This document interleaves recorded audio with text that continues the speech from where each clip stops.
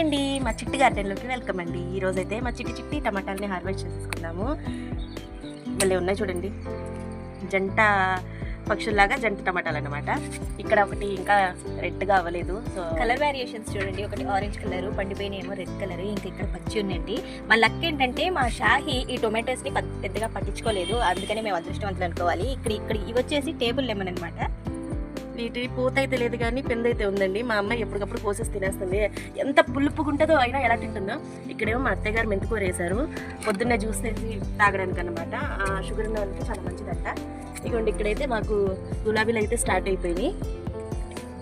ఇదిగోండి ఇవన్నీ మేము కరేపాకు కానీ పెద్ద పెద్ద చెట్లన్నీ గ్రో బ్యాగ్స్లో అయితే వేసానండి. దీనికి 5 years వారంటీ కూడా ఇచ్చాడు అన్న.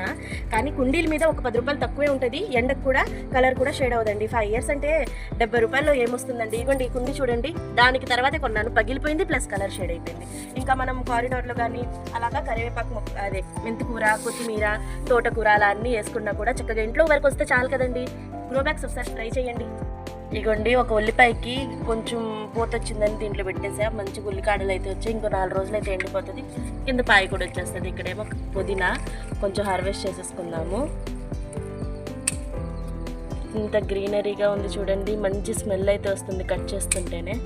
నిన్న రాత్రి కట్ చేసామండి, అందుకని ఇంక ఇప్పుడు ఇది కొంచెం చాలా అనిపించింది. నిన్న రాత్రి కిచిడి అయితే చేసేసుకున్నాము, సో దాంట్లోకి అయితే చక్కగా యూజ్ అయింది. అంటే ఎండాకాలం వస్తే మల్లెపూ కామన్ కదా, సో అందుకని 4 మల్లెపూలు అయితే వచ్చాయి చిన్న చెట్టుకి. స్మెల్ అయితే ఈ చెట్టు దగ్గరికి వస్తే ముక్కులు పగిలిపోతున్నాయి అనుకోండి, అంత మంచి స్మెల్ అయితే వస్తుంది. ఈ స్మెల్కి చీమలు కూడా వచ్చేస్తున్నాయి.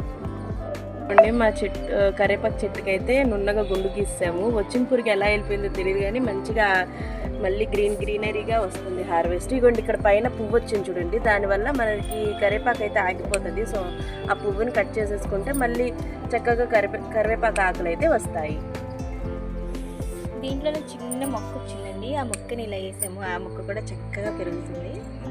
రోజా అయితే ఉంటున్నాం కదా, సో సబ్జా గింజలు కూడా యూజ్ అవుతాయి, వేడి చేయకుండా ఉంటుంది కదా.